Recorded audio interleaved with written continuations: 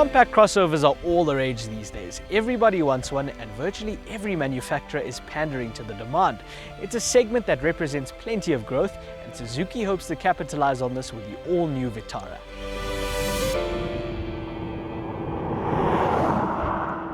The model slots beneath the SX4 on the product hierarchy, and it's not a replacement for the larger Grand Vitara, which continues to soldier on.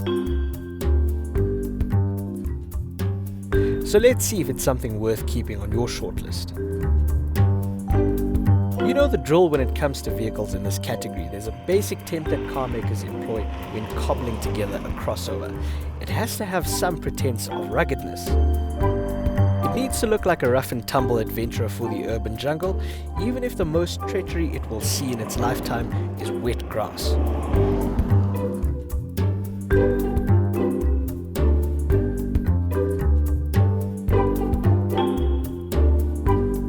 The Suzuki Vitara ticks all the boxes. It has rugged black cladding, a formidable face and a boxy silhouette.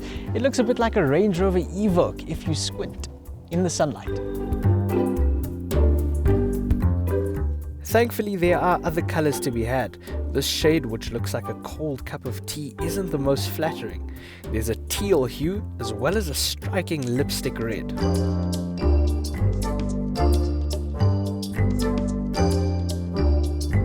The interior could do with some livening up.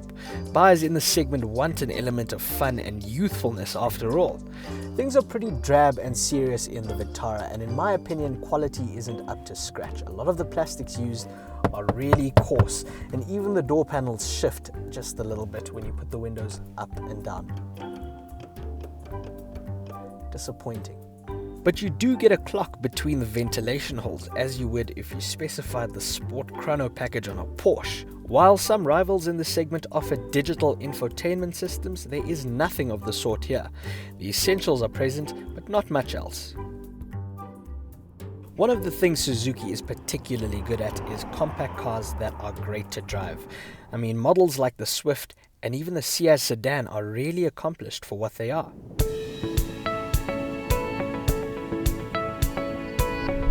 The Vitara isn't bad. It's certainly happiest trundling around the city. It's got a light gear shift action, good maneuverability and visibility.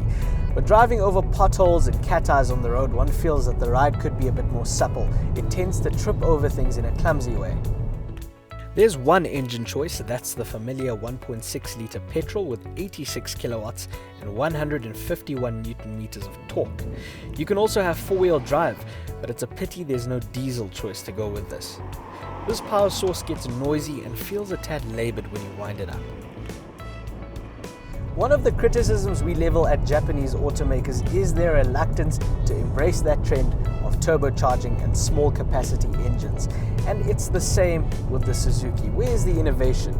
Innovation is crucial in a segment like this, and I'm afraid that the Suzuki Vitara doesn't have much of it. But the cabin is spacious, rear legroom is ample, and it certainly has a far roomier boot than you get in some of its competitors. So that's one thing we can include on the merit list. Now the important bit, price. The model on test here costs 269,900 Rand, which is appropriate for this end of the market. But the thing is, there's no dearth of competent alternatives for a similar price. Let's run through the list quickly. You could have a Nissan Juke, Renault Captur, Citroen C4 Cactus, Ford EcoSport, Peugeot 2008, SsangYong Corando, and the Mazda CX-3 is also on the way.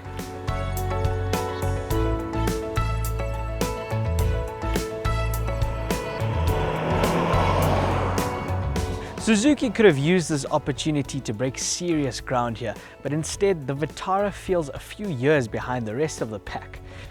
Now I have a soft spot for Suzuki, so I'm going to conclude by saying that I'm not angry about this effort, just disappointed.